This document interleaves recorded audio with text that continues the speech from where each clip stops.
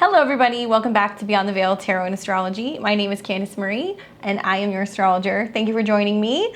Welcome back everyone. This is going to be the weekly astro weather, but really those of you guys who have been tuning into my channel, you know that usually the last video that I do of every month is going to be the overview for the next month. And I gotta tell you guys, November is wild. It is probably going to be one of the crazier months that we have had in some time. I want to take you guys back to what was going on in May, June of 2021 when we were coming off of the eclipses that were taking place, and also we had all kinds of fixed squares that were building from planets to planets in Leo, to planets in Aquarius, and also planets that we had in Taurus. So the return of the T-squares, it's gonna get a little crazy, but I'm excited to talk about it because if there's one thing that November tells me, it's that change is on the horizon.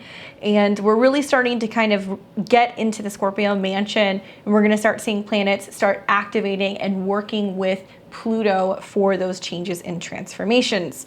I'm going to go over in this video just the most important transits that I see that's happening throughout the month of November. It's a good time to pull out your calendar or pen, paper so you can take notes.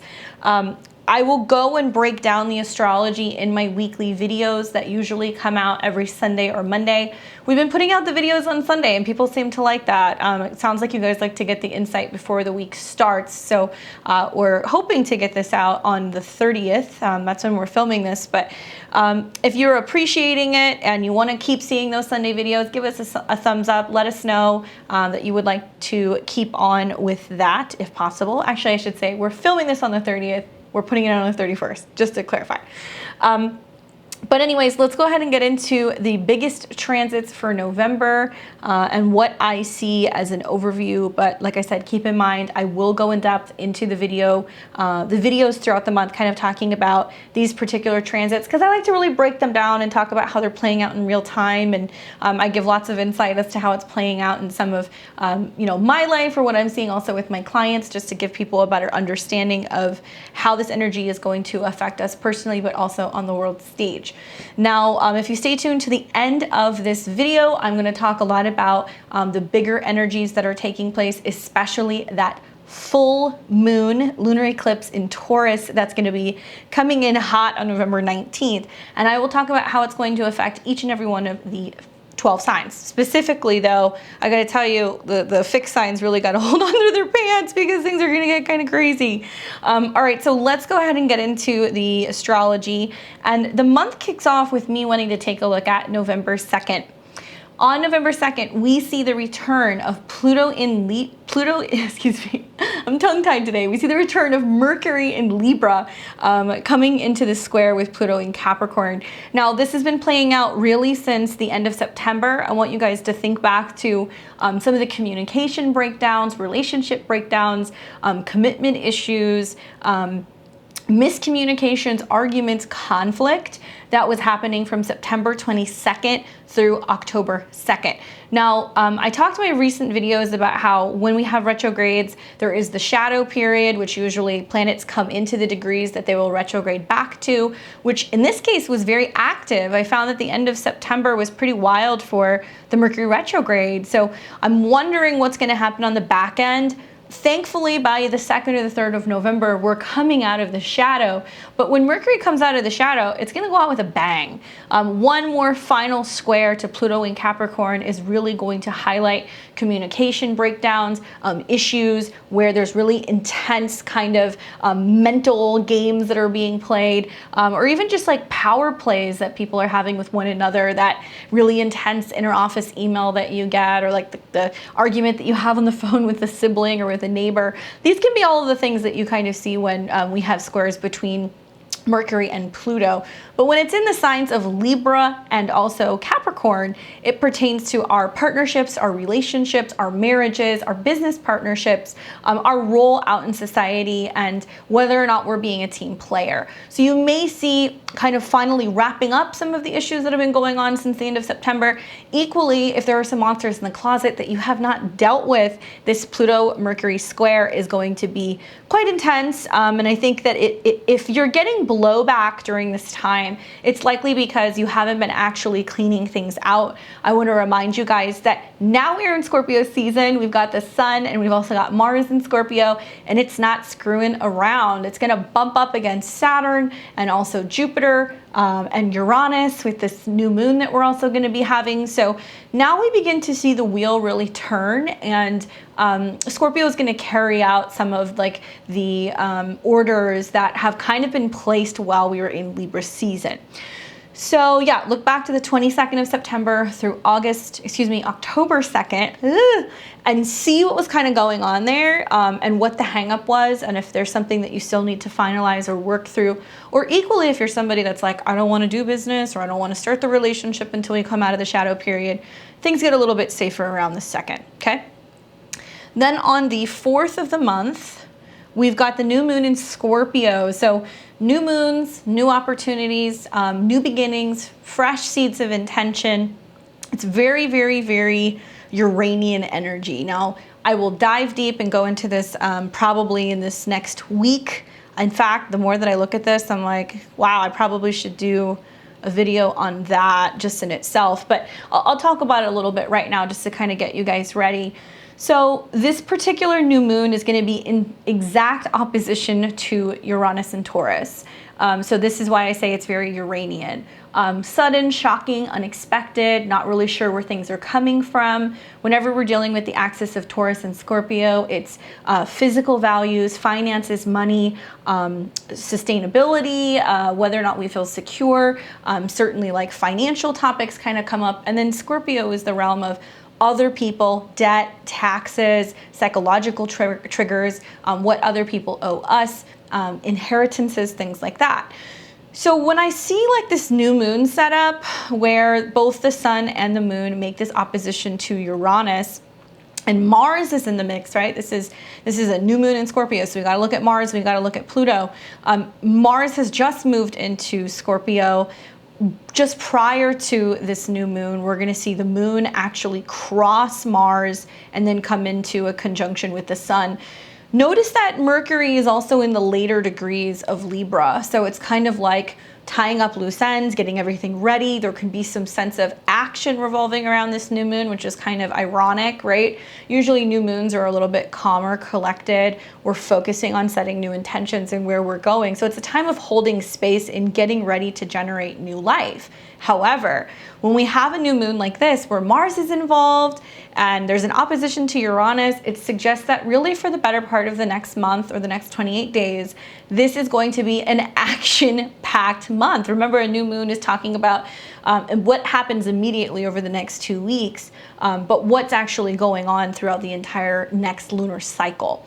So what can we see with a lot of planets in Scorpio in opposition to Uranus? Sudden windfalls, change of fortune, money comes in, money goes out.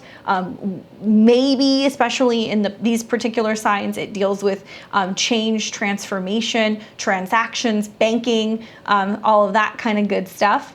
I'm not wild about the fact that Mars is moving into a square with Saturn, so I'm imagining that for some people, the days after the new moon is some kind of hard realignment when it comes to money and resources and what we can or cannot give other people. That's kind of the vibe that I'm getting.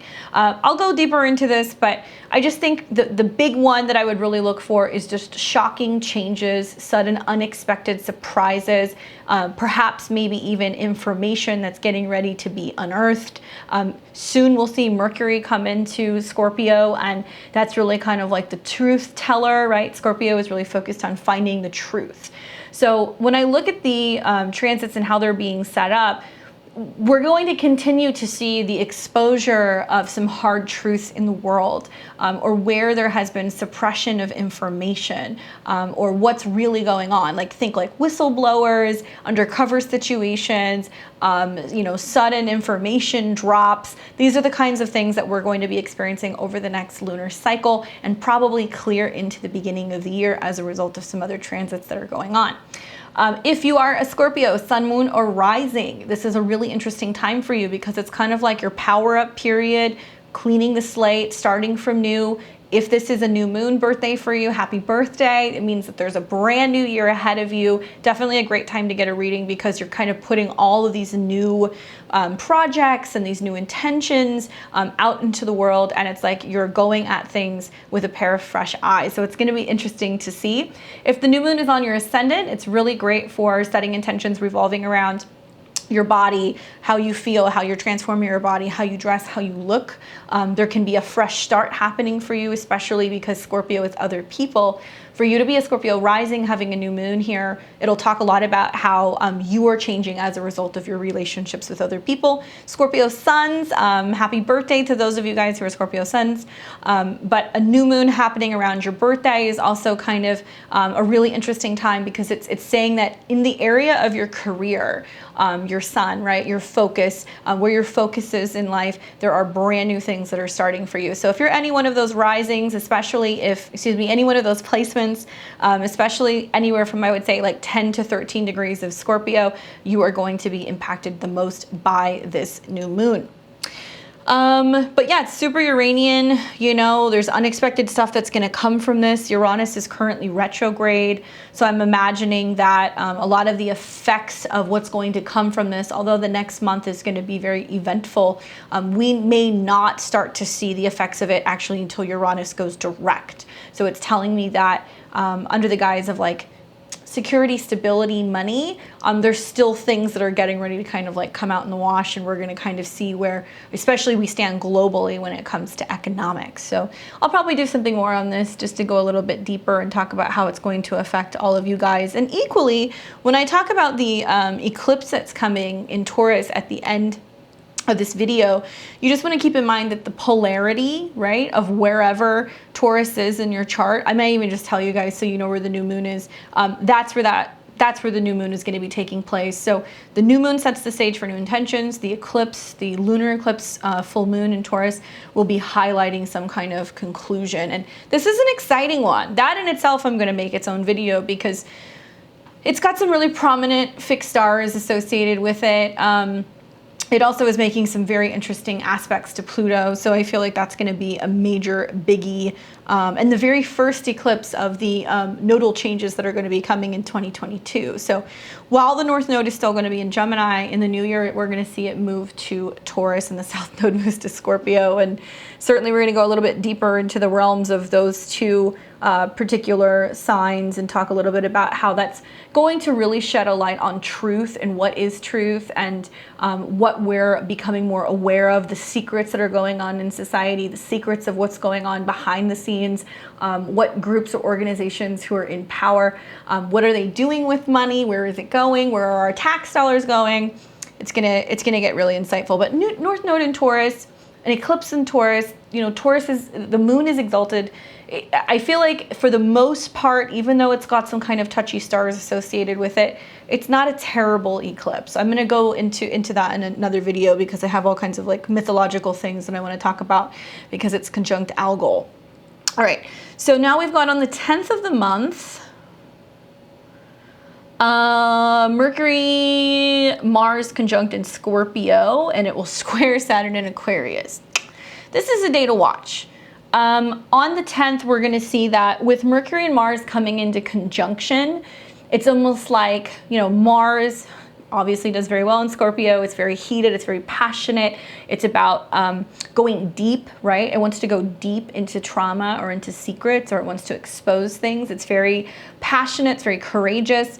And on this day, there can be a sense of really important conversations that come up, that can be uncomfortable. Uncomfortable is the main word here, especially because Mercury-Mars just in that own conjunction can be like the words are flying out of your mouth.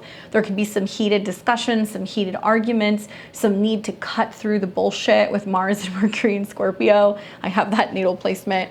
But where it's uncomfortable is that it's actually going to come into a square with transit Saturn and the moon in Aquarius. So they're all at sevens. Notice all of these sevens that are setting up. It's like needing to have that difficult conversation. It can be a very sombering experience. It can be an experience that really is about learning how to change and transform and let go of fear to be able to get to the other side of it. Whenever we have squares between, Moon and Mars, it can be some confrontational energies.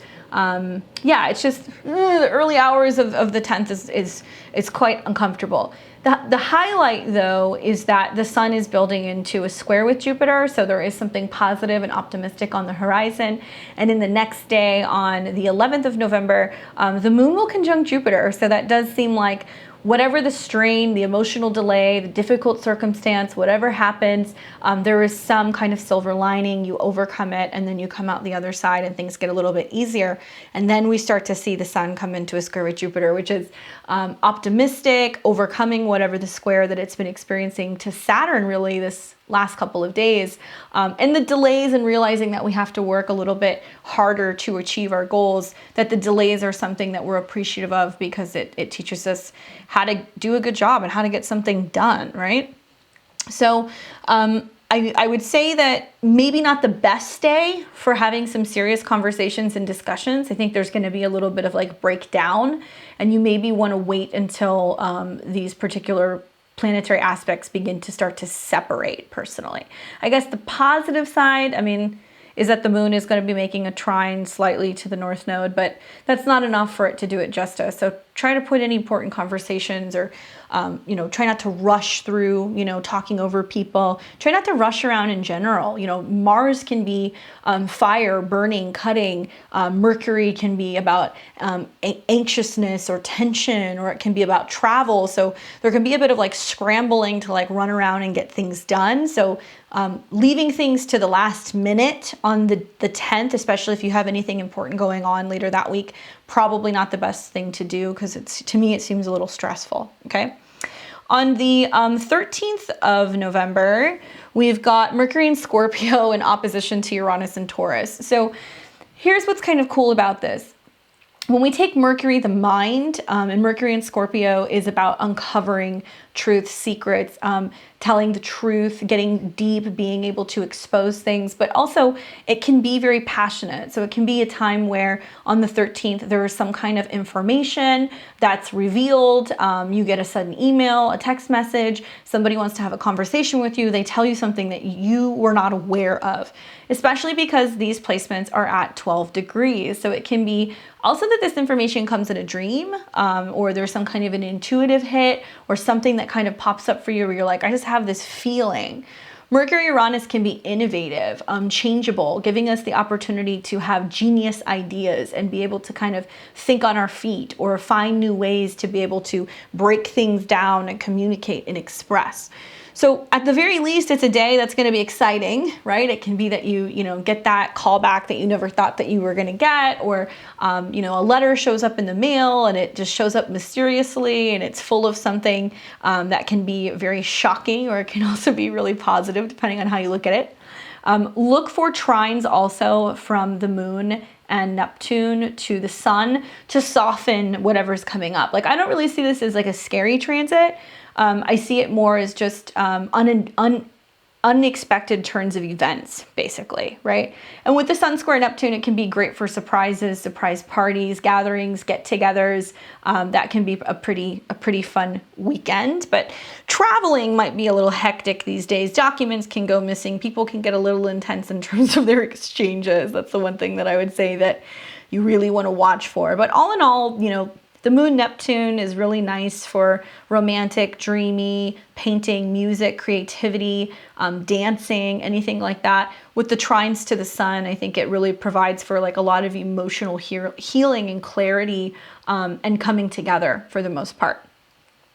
On the 15th of the month, this is probably one of my favorite days, when the sun comes into a square with Jupiter. So overly optimistic, excited, opportunity to overindulge. So that's one thing that I would look for. But usually when there is a square between Jupiter and the sun, it can be a sense of just having a good time, partying, enjoying yourself, being with good friends. It's going to be a really fun weekend. Like that's a really great weekend. On the 17th, we see Mars and Scorpio come into an opposition with Uranus. So this is more or less going to be probably when the intensity starts happening. I mean, once we hit November, we're only 3 weeks away from the eclipse. So we're already in that eclipse energy now. For some of us, it's already going to start to be building, especially now that we're coming out of these shadow periods and major planets have stationed direct. Jupiter, Saturn, Pluto, like they're all forward moving. So we're going to start to see, as we build towards the end of 2021, we start to really physically see change in our lives. But this particular day, Mars in opposition to Uranus. Mars is the ruler of the sun. So keep in mind that this is more where you want to be careful with traveling. You want to be careful with anything electrical or water, because Mars in Scorpio is a water sign.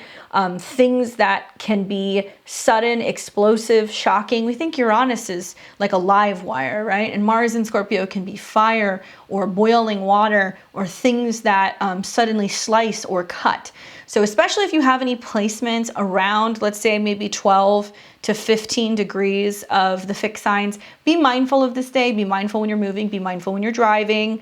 That's really the only thing that I can tell you. It really depends on the specific placement of your natal horoscope. But this is the setup basically, because the moon has already moved into Taurus, which is nice, right? We like the moon in Taurus. But it's squaring Saturn and it's coming into conjunction with Uranus. So it's going to create some kind of weird static or tension. There can be electrical issues. There can be issues with the internet. We can see that there can be other kind of things that go down, right? I think of like what was happening when like Facebook went down for a little while, or Instagram. Somewhere around this can actually set this up.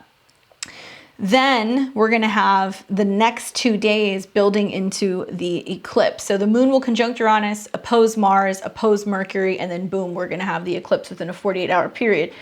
So if you are somebody who has any placement really anywhere from, I would say, 12 to 29 degrees of the fixed signs, you've been given the heads up that the energy is going to start very early for you in terms of that intensity around the 17th.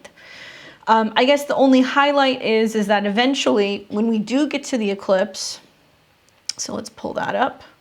Oh, and I'll talk about that in a second. But on the 18th of the month, we have Venus that comes into the shadow period. And like, I don't know, I don't watch a lot of like other astrology horoscopes, like where people break it down day by day. I hear kind of like general forecasts, but I haven't really heard a lot of people talking about it yet, so I wanted to discuss this.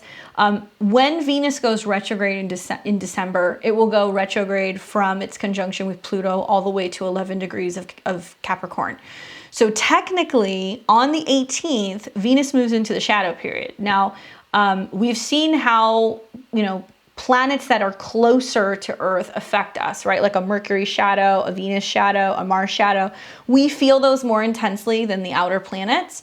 This is a day to watch because this is the setup for giving us the insight as to perhaps what part of the Venus retrograde is going to be about. So it won't really start heating up, I think, probably until it comes into a conjunction with Pluto. So we've got a little bit of time here. Thankfully, Venus in Capricorn, it's got some support from planets on Scorpio on one side. It's also got lots of support from Neptune and also Uranus. So you may not feel it. But if you are a Capricorn sun, moon, or rising, okay, especially Capricorn rising, if you have a natal Venus in Capricorn, and it's going to be anything from, let's say 10 or 11 degrees to maybe 24 or 25 degrees, you will start feeling the effects of this then. I'll do a video on Venus in Capricorn and the retrograde. The bottom line is that we do not want to do any elective surgical things that would be more for aesthetics. Like, Be mindful if you're going and getting surgery because you want to get some implants, or if you want to have something removed, or if you're wanting to get Botox, or you're wanting to cut your hair or get bangs, or I don't know. Something about this makes me feel like if you have any personal placements in Scorpio, you are more prone to getting hit by the effects of the shadow. So wait till my video. I'm gonna do that soon. I'll talk about how it's gonna affect the 12 signs, but specifically Capricorn, Sun, Moon, Rising, and natal Venus, especially if you're anywhere between those degrees.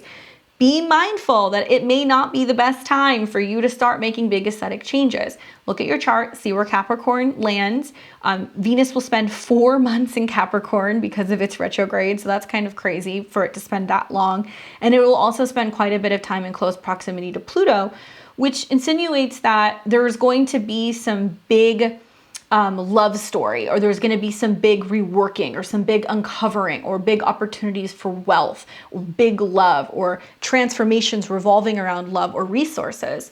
So if you're going and making these changes like getting married, getting divorced, redecorating your home, getting a surgical procedure in the midst of the retrograde shadow or the retrograde, the likelihood is it may not pan out so well. So stay tuned for that video. Just be mindful that stuff's going to start panning out pretty much as early as the 18th. Okay. On the 19th of the month, then we come into the full moon lunar eclipse in Taurus, and it will be at 27 degrees. This is a lunar eclipse, which, you know, is going to actually deal more with emotions. It's going to deal more with big emotional things. There can be big things that happen during eclipse times. It's like magical portals where there's 2 weeks, anything goes. People come, people go, babies are born, people get married, people die. Events that take place revolving around eclipses within about a week on each side are fated, right? Like it's stuff that was meant to be. So if a job ends, if a person comes into your life, if somebody passes and transitions, if some major event happens, know that the eclipses are basically ushering this in. And a full moon is more emotional, you know, when we have these eclipses. The new moon that we're going to have, that will be the solar eclipse in December, is going to be more action-packed. But this is more something that is wrapping up, that you've been working on really since about May of this year. So if you think back on what your intentions were during the new moon in Taurus, this is that, you know, complete fireworks show of everything coming together in a very unique way. Like I said, I mean, on one hand, I look at this and I go, this is a moon that's ruled by Mars and Pluto. Excuse me, it's not ruled by Mars and Pluto, it's ruled by Venus. And Venus is in the shadow, right? So that's kind of already iffy. However, Venus is in a trine to Uranus. So Venus trine Uranus is going to be changes of fate when it comes to relationships and values and commitment, doing things differently, using innovation when it comes to our relationships and our resources. The moon is exalted in Taurus, so I like it. And I feel like the aspects in Scorpio are really kind of showing where the physical change, the transformation, the merger, the rebirths are happening, right? I don't know, just like something about this. At least Mars and Venus are in a sextile to each other, so they're supporting each other and they're giving each other what they need in order to grow. The sun is also in a square to Jupiter, as is the moon. So it's almost like there's situations that are growing so big, they're going to pop. So there is like almost like this grand finale of like showing something that you've been working really hard on for the better part of like the last 6 months, which has probably taken a lot of work to get this far. However, this is a full moon that is going to be in the same degrees as the fixed star Algol. And that is a star that is associated, I mean, I can go on and on. I'll talk about it in my video, but it's associated with like beheadings or losing your head, literally or metaphorically. It's likened to the energy of like Medusa. In my perspective, almost like Lilith. It can deal with actual possessions, demon possessions. It can deal with heads of state, and perhaps there being big corporate companies that are going to have massive layoffs, or perhaps there is going to be a huge severance of certain people who are upper hand in the military or in banking businesses or major heads of boards. Something like that is going to happen. And I look at the trine that it's also having to Pluto in Capricorn.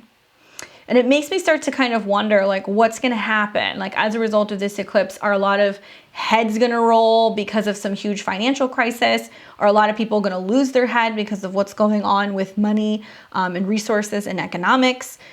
I'll go deep into that into my eclipse video, but on one hand, it's very powerful, it's very transformative. On the other hand, I feel like it does seem to insinuate that there can be some particularly gnarly things that are coming down the line. It is what it is. So I'll go deeper into that when I do my eclipse video and try to get out that for you guys soon. So hopefully that can give you some insight, and I will talk about how it's going to affect each and every one of the signs once I'm done here. The 20th of the month, we've got Mercury in Scorpio, square Jupiter in Aquarius. This is a day to watch. I'm imagining this is the aftermath, the pop, the information, the exposure of something that needs to be released, information, data that needs to be released, getting the truth out, seeking the truth at all costs. Usually Jupiter square, you know, Mercury can be positive information and it coming out in a big way, but Mercury in Scorpio does kind of seem to insinuate maybe it's a leak, maybe it was something that was being suppressed and it no longer can be suppressed. We're also watching, you know, Mars get ready to come into the square with Jupiter as well. So there's this really kind of pushy, forceful energy that's going to come at the end of November, beginning of December, to really release and get out with something and really kind of get the masses aware of what some kind of an agenda is. That's kind of the vibe that I'm getting with that square to Jupiter. Then we have on the 23rd, the Sun in Sagittarius is going to be conjunct the South Node. This is a day to watch, okay?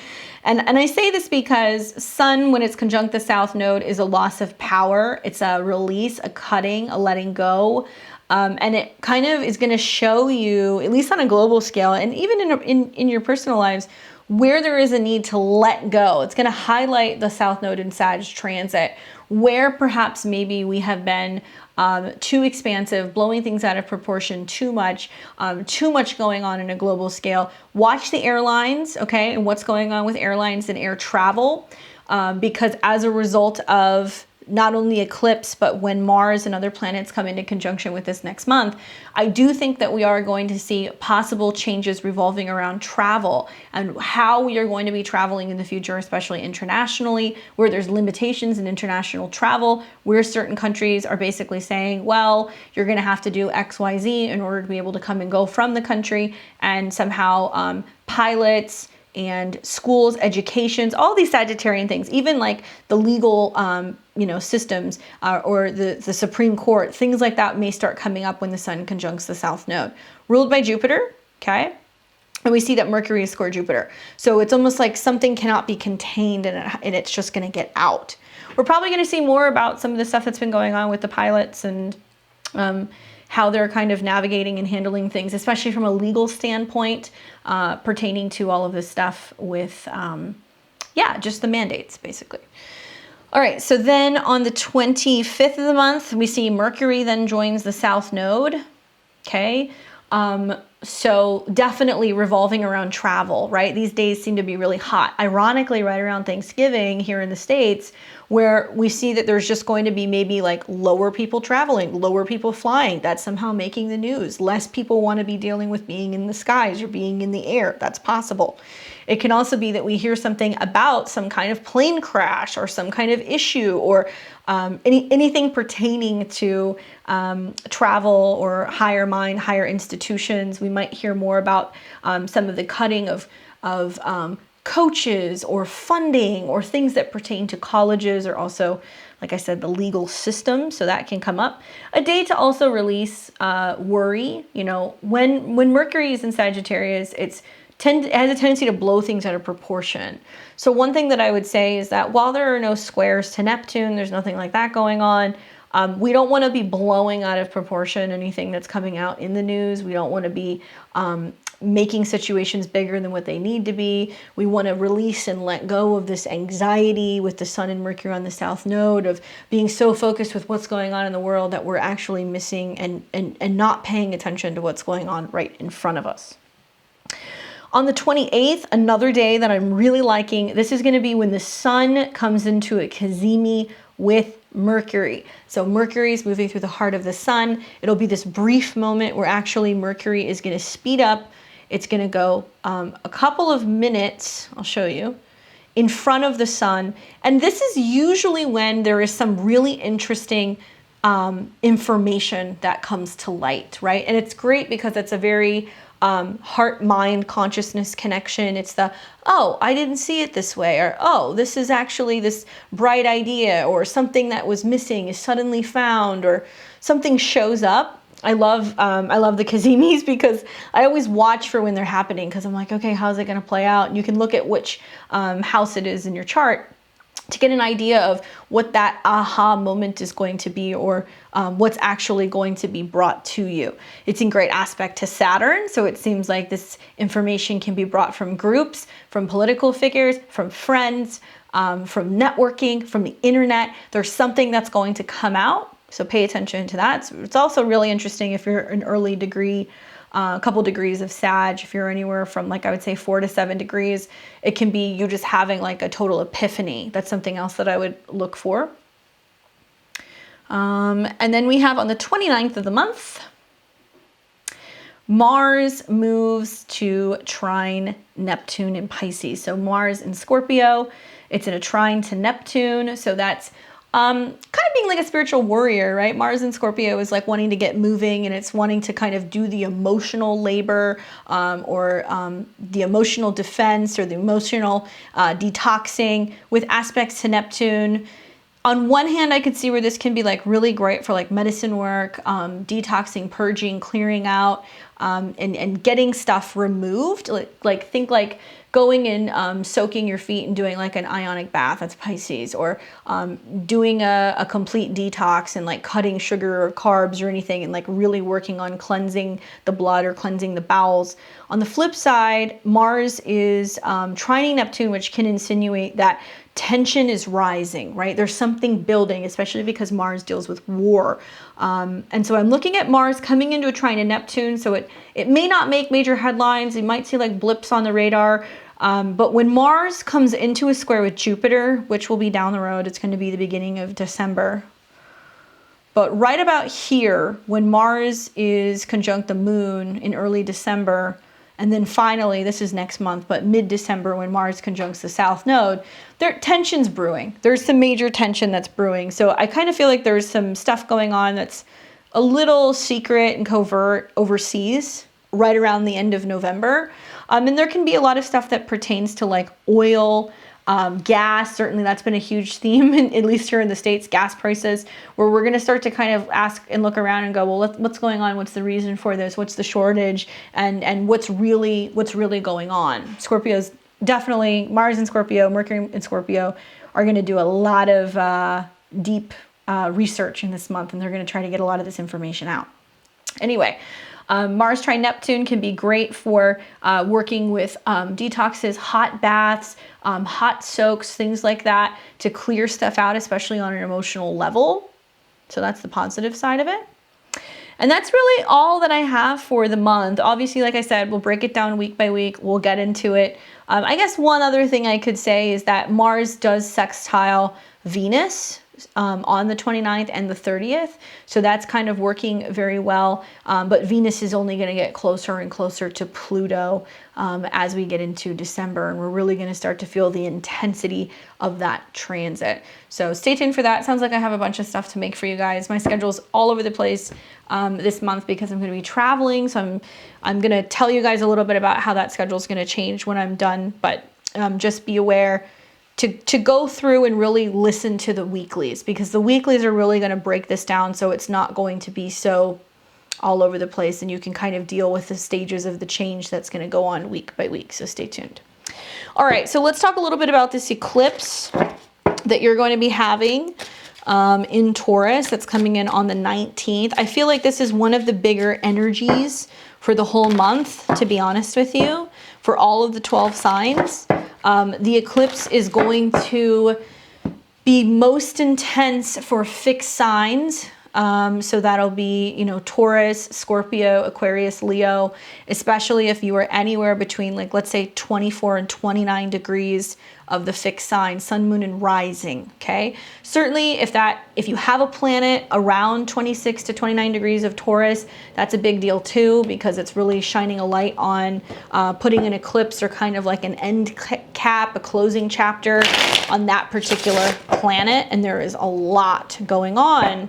It's definitely powerful though, because it's going to trine Pluto. So it's about change, transformation, power. So for Aries and Aries rising, this is taking place in your second house. So this is obviously like a bit of like a kind of wacky Mr. Toad's wild ride when it comes to your finances and your resources, because you had that new moon in Scorpio, which was like about tackling what other people owe you and being able to like make sense of an expense or a sudden bill that came up. And the eclipse can be about money coming in. It can be about getting a bonus. It can be about bringing in more. It can also just be about you making a large purchase, right? Like an eclipse in the second house can be a purchase. And this purchase can be land. It can be jewelry. It can be an investment. I think about Uranus being there, and maybe it's like you going in on something with a friend, especially because it's going to square Jupiter. So just be mindful of expenses and the fact that, you know, money is going to come in, but money's also going to go out this month, and that eclipse can definitely set you up in a way where you're getting wind that there's stuff changing at work and that there's an opportunity or a window that's opening up that's either going to bring you to a higher paying job, a better job, or something that's going to bring you more stability or security. So the card that I get is the King of Swords. And so this is talking about possibly like contracts, communication, being in a situation where you're very direct and communicative about your resources. So if it's a situation where somebody owes you money, you've got a bill coming in, if this is like you picking up the phone being like, you need to pay me, I need my check. Equally, this can be about an air sign who's working with you, talking to you, initiating a contract, trying to explain something to you, trying to help you. This is a card that's very direct, well-spoken, doesn't have a problem expressing himself. So I would say it's about really speaking with conviction, knowing what you're talking about, having all the facts, all of the information before you're making any deals or you're communicating, especially anything that deals with money this month. Look for an air sign that will help you. So this could be an Aquarius, a Gemini, or a Libra. For Taurus and Taurus rising, this is an eclipse in your first house. So basically this is the self. This is putting you on the spot. There is a major spotlight on you. You may feel more so seen this month than usual. This is an interesting month for you, Taurus, because you do have the new moon that was happening in your 7th house. So it's all about relationships and how you're changing in regards to relationships, and you're setting new goals for relationships for you and partners. So it can be about starting a new relationship, going to the next level in a relationship that's existing, just getting back on the dating bandwagon, however that manifested for you. The eclipse is how you respond to that change. And there can be lots of changes with your appearance at this eclipse. So many Tauruses will suddenly decide, you know what, I want to cut my hair, or I want to change my style, or I want to get, you know, a makeover, right? Or physical body transformations. There can be like you setting intentions for how you're working with your body. And you've got trines and assistants that's actually coming from Pluto.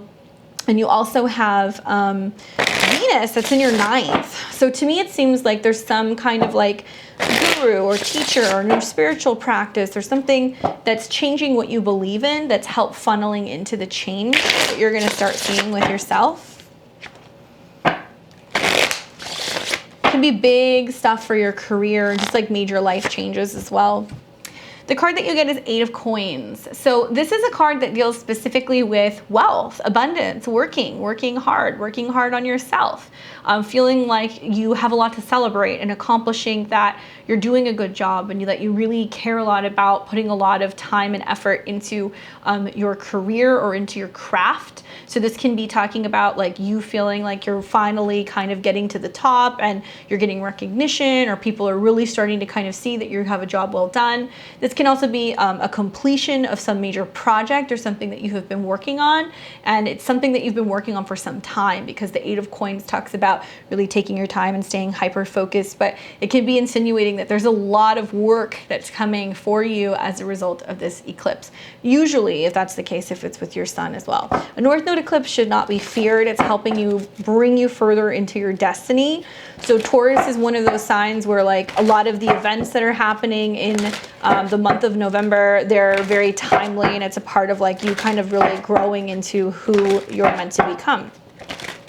All right, so Gemini and Gemini rising, this is in your 12th house, so this can be a little bit uncomfortable. It can highlight for you a really prominent spiritual crisis or something that you need to heal, issues with self-worth, maybe issues that you're having, like sleep pattern issues or anxiety over food or diet or security. Maybe you're worried about money. It can also highlight like a secret, like if there's a secret that needs to be coming out or exposed, or something that you've been anxious about. It makes sense, you know, it's like it's clearing it out right before you have some new energy in your 7th house in December for relationships. So seeing a healer, a therapist, a doctor, taking time to wind down, to rest, because the 12th house is sometimes places like therapy offices, doctor's offices, hospitals, where we need to go and have some kind of privacy. So it can highlight a matter where you're realizing like all of the anxiety that you're dealing with over resources is finally catching up with you. It's the kind of feeling that I'm getting.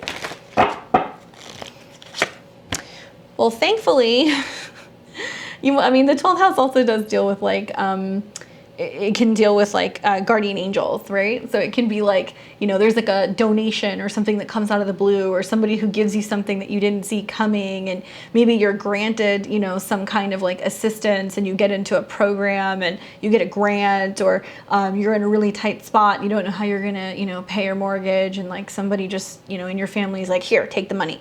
This is a card that's about abundance, wealth, security, stability. So this is also making you realize that wealth is really something that is not limited to just money. It can also be health, wellness, security, having a roof over your head, and knowing that you are going to be covered and being taken care of. So if you're a little bit more stressed out about this stuff, I mean, certainly Gemini can be, between this eclipse and the fact that you're going to have a Venus retrograde that's going to start in your 8th house of, well, what are we going to do? You're going to be provided for, but really focus on having appreciation. Or the 12th house can also be about giving spiritual offerings to spirit, or to your ancestors, or to your guides, as appreciation and thanks for them covering you. So you can do that in the form of like flowers, you can do that with food, you can do that with plants, crystals, all kinds of earth things. Okay. So then we've got Cancer and Cancer rising. This is your 11th house, and that deals with your friends, your goals, your associations, networking. Certainly for Cancer risings, this can bring up for you in this next month just big things that happen in regards to your friendships. Like I think about how it's squaring Jupiter in your 8th house, and I also think about how Uranus is in your 11th house and the new moon is in your 5th. So there can be a little bit of like friction with a friendship that you're going through growing pains, or maybe it's like a situation that finally pops where, you know, you and a friend are like not on the same page, and then something kind of blows up because neither party is willing to kind of change or end a standoff. That could be another way that that plays out. What I like though is that Venus is in your 11th, so you have support. And it is trining the aspect of this eclipse with Pluto. So it's insinuating, even in spite of family drama, or excuse me, friendship drama, you can have a situation where you have a partner that has your back. Or you have somebody who's like willing to support you. Now, if you're going through some friction or some tension in regards to financial matters, a partner will have your back for that as well. I could definitely see some of you guys in a situation where if this is more so like conflict in the office and like working with other people, there can be a boss or a superior that comes through that like really kind of helps round the troops and get everybody on the same page so you don't look like the bad guy. That's the other way that this could play out. 4 of Coins.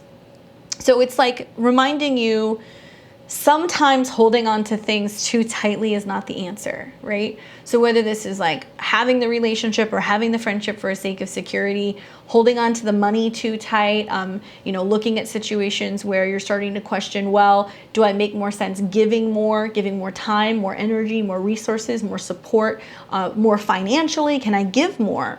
So you may be in a situation where you've been holding on too tight and you haven't been allowing yourself to kind of break free and share. Remember that whether this is with money or with love, the more that you're putting out there and you're getting into the state of flowing and looking at it as something that is continual and you got to give it to receive it, this is going to show you where you're holding on to things too tightly and getting a little too comfortable and you're not letting things flow. For Leo and Leo rising, this is your 10th house, definitely a big eclipse. It's in your 10th and it's highlighting your public image or who you are out in the world or what you're doing with work. Thankfully, it's in a square to Jupiter, your 7th. So it does tell me that you're exposing something about your values and your beliefs. And it's really going to affect how superiors see you at work. It's really going to affect how followers feel about you or about what truth you're putting out there or how you're being truthful or honest. You're more in the spotlight than usual, okay? All the fixed signs are gonna get it one way or another. But you in particular, because you've got, Uranus that's hanging out in your 10th house of career, you now have Saturn that's in your 7th house of relationships. You more than ever are like talking about how you feel about your relationships and your career and how the two of them have not always gone the way, at least recently, that you thought that they were going to go. And with planets in Scorpio in your 4th house, it's like you're bringing your private life out, and maybe that's a way to help resolve some of the issues that are going on with work, like telling your boss, like, hey, I'm having a difficult time, I'm going through a breakup, or my grandfather just passed, or like really kind of talking about your interpersonal struggles as a means to better connect with superiors or connect with your career. 6 of Cups. So to me, this seems like, on one hand, this can be about a reunion. So this can be talking about like somebody from the past coming back. So whether it's a relationship partner, whether it's a place that you used to work for or work with, maybe this is about you reflecting on when things were better and when things were easier and kind of getting hard on yourself or down on yourself about the fact that you haven't feel like you found your soulmate or that you haven't found your perfect job and that things were so much easier when you were younger or when you were a child. But the 6 of Cups is a sweet energy, and it talks about being wishful and wishful thinking. So it can also be about kind of looking at things like glasses half full and going, yeah, that was a sweet time, but I went through X, Y, and Z and it made me a better person, and I can't live in the past. I can't get stuck to the past. I have to be focused on the future and where I'm going in the future. Don't allow yourself to get too stuck into this. Keep things moving and realize that there is a sweetness, especially if you're really seeking some kind of like perfect companionship. I don't think that's necessarily, and that's not an easy thing to find, right? But somebody who checks all of the boxes and kind of comes in and makes you feel like, okay, it is possible for me to find the right business partner, the right romantic partner, the right dance partner, whatever, and really feel like you have a solid connection with someone. So look for that. For Virgo and Virgo rising, this is an eclipse in your 9th house, which deals with philosophy, travel, higher education, changes revolving around travel, right? And travel fees, costs, educational fees, costs, going on trips. It's going to get squared by Saturn in your 6th.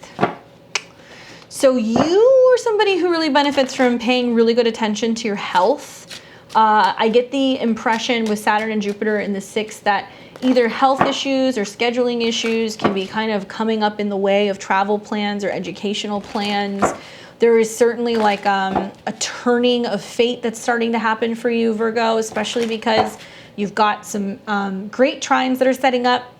Pluto and Venus in your 5th house of true love and romance coming into a trine with this eclipse in the 9th house. I wonder, are you looking at love at a distance? Do you have a foreign connection? Are you dealing with law or legal situations, especially pertaining to children? Are you starting to kind of realize that your romantic relationships or your creative endeavors, there's something growing there, there's something new coming? So the ninth house eclipse, I think, is really kind of getting you up and ready and willing to embrace whatever these new things are, these new beliefs, these new courses, classes. Some of you guys may be completing some kind of training or completing and getting a diploma or getting a degree. Some of you also are going to be realizing that it's time for you to adopt a new spiritual practice, which is very earthy, logical, practical. It's not like super woo-woo, otherworldly, but it may just be about integrating more of like a faith or a spiritual practice so you feel more grounded, right? So the card that I got for you is the Sun. So interesting that we are seeing that the Sun and Moon are opposing, so it's really highlighting your third house. So it's talking about how you communicate and express yourself. It can be talking about getting a new book or a new program that you're applying to that makes you aware of your own personal growth and personal changes.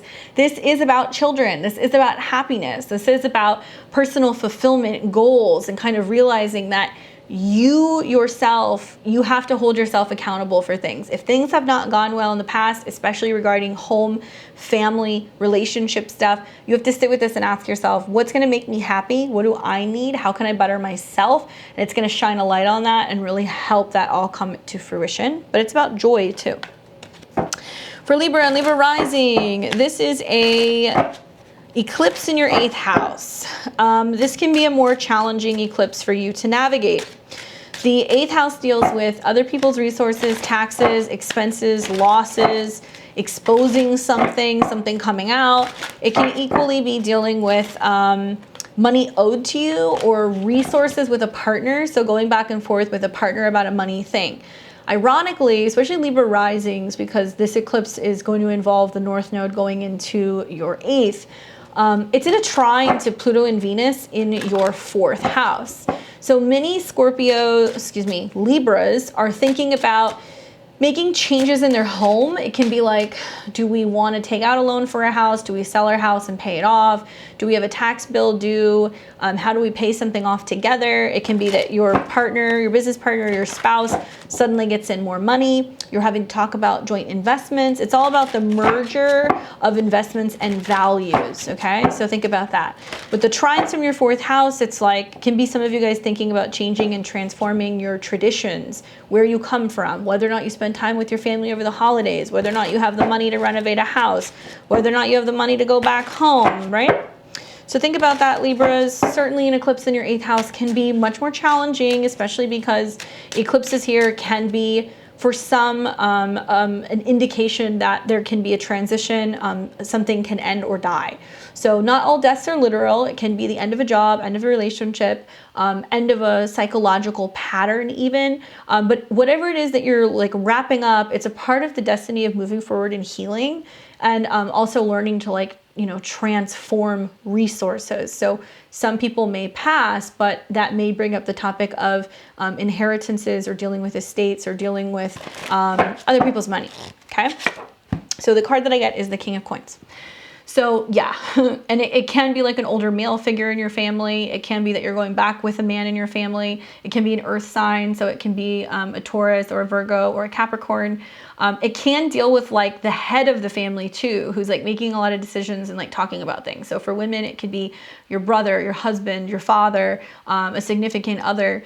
For men, it can be talking a lot about just you and how you're navigating resources and how you're talking to your partner about money management. Usually when the King of Coins shows up, it's somebody who comes bringing something. He has something abundant to offer you, or he has something physical he can give you.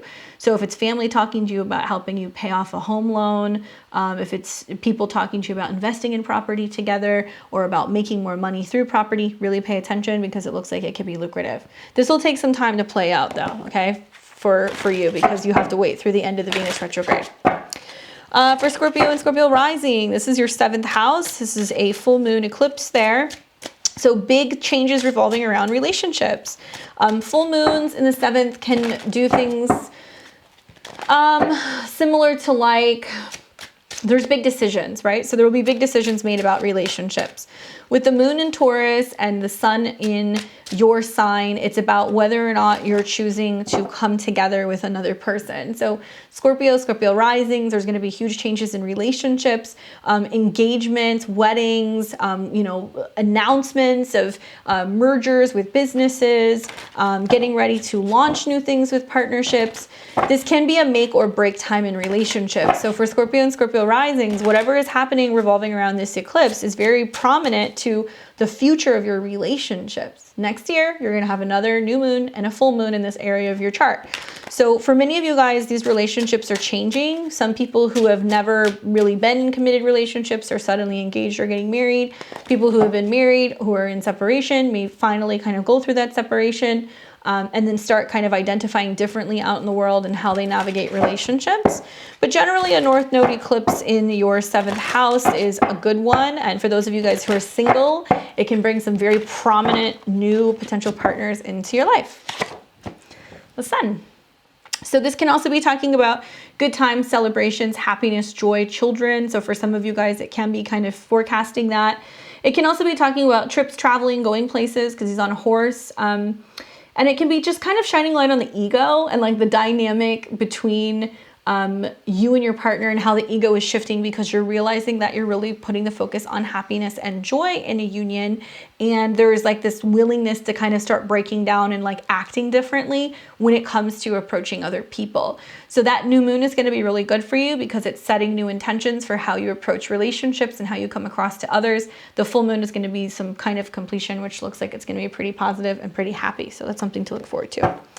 For Sag and Sag rising, this is your 6th house of health, wellness, pets, routine, work. You know, I get the impression that those of you guys who have been on the path to like health, wellness, dieting, working out, whatever, you're really going to be feeling good about some of the changes that you have made over the last 6 months. However, an eclipse here can denote whether or not there's still a health problem. It is in a square, right, to Jupiter, which you're experiencing. That's in your, 3rd house. So it can be kind of saying where it's also about the state of mind. You need to have a healthy state of mind. Walking, moving, contracts, how you're dealing with softwares, merging and changing, making changes in your office space or where you're actually working. Some of you guys will hire new people to be working with you or assisting you. The 6th house can also be like taking your pets in and finding out that there's like a health crisis, there's something wrong there. It can bring up digestional issues. It can also bring up stuff pertaining to what you're putting into your body, what you're eating, because Taurus is what you eat, and the 6th house is the diet. So pay attention to what's going on around that time. You still have another eclipse that's coming in Sag in the beginning of December. So it can be that you've gotten to like a halfway point and now your goals are changing. That's something else that I could see happening too. 5 of Swords. So this is like diffusing conflict in the workspace, walking away from drama, learning not to let anxiety or not agreeing with other people to get the best of you, laying your weapons down, opting to walk away from stuff. There can be frustration because you can feel like people aren't communicating well with you or they're not seeing your point of view, but you don't want to fight fire with this. There seems to be some need to kind of like make shifts in regards to your scheduling. So there can be too many people in the office at one time. You can feel that other people aren't really pulling their weight at work. There can be like conversations that need to be had, but don't lash out at people because I feel like this needs to clear out so that way you can come up with something that works more efficiently. For Capricorn and Cap rising, this is an eclipse in your 5th house. So good for you, Capricorn. I know you guys cringe when I talk about love and romance, but I got to tell you, like the universe they've got your number. I mean, like there's so much change going on for you in this next month. To have a new moon happening in Scorpio, which is really highlighting for you all about friendships and your networking and who you connect with and people who you spend time with, and then you've got an eclipse in your 5th. It's almost like the universe wants you to be social because it can introduce you to the love of your life, or the universe wants you to be social and focus on your goals and your dreams so you can connect with the perfect person to help you launch a project. The next couple of weeks is going to be a lot of you asking yourself, what do you value? What do you love? What do you want? Whether or not you're putting your all out into the world. And when you have this full moon in your 5th, it can be a time where you feel like you're falling in love, or you say, I love you to somebody for the first time, or you are finally pitching a project that's very personal to you and it feels like it's your little baby. For some Capricorns, it can also be about pregnancy. So it can be childbirth when there's an eclipse in the 5th house. It can be lots of talks about children or taking care of your children or younger people. So the card that I get for you is the Empress. How appropriate. Yeah, it definitely can be about kids. And it's interesting because the North Node getting ready to move there, it doesn't mean it's happening now. It can mean that you start talking about it. It can also be talking about that being something that's going on in the spring next year. So it really just depends. But the Empress is about pregnancy. It's about Venus. It's about taking care of oneself, mothers, nurturing. But this can be a card that also talks about business. So, you know, the Empress has fine goods or crafts or things that she sells, expensive products. She's really about luxury. So this can also be talking about you indulging more in the creative process. There may be some lucrative business that you're working on or something that you're going to launch. This can be about mothers or mother figures or older women who step in to support you. For Aquarius and Aquarius rising, this is your 4th house, and this deals with your home, your roots, your family. An eclipse here can be jarring. Be prepared. It is going to be an aspect to Jupiter in your sign or in your 1st house, which can have you suddenly going, I want to move. Or I'm selling my house, I'm relocating, it's time for me to switch apartments, I got to go back home, there's something happening, there's something going on here, especially because it's going to be in some interesting aspects to Uranus. It makes me feel like sudden changes are happening. Some of you guys may have to kind of be flexible and do something temporarily until you're ready to make a bigger segue or a change in the spring. That's the feeling that I'm kind of getting.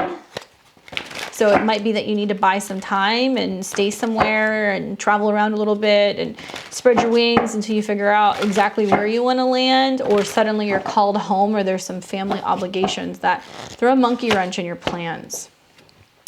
3 of Coins. So whatever it is, it'll work out. It'll be fine. You might need to find something temporarily for 3 weeks to 3 months. But this does talk about working together, working with other people. Perhaps you find a situation where you're moving for work, you're creating more space at home so you can work from home. Maybe you're thinking about building a home, or you're wanting to kind of develop land, or you want to get a space where there is land. That's a big theme for Aquarius risings because you have Uranus in your 4th house. So communal, working together, assisting people.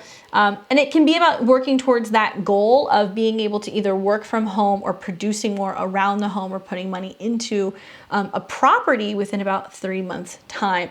Just keep in mind, like, there's still some stuff that's going to change with that. Like, a lot of this stuff may not pan out for you until closer to about February, March of next year, but it's about 3 months, right? It's so crazy. I can't believe it's almost 2022. It's wild.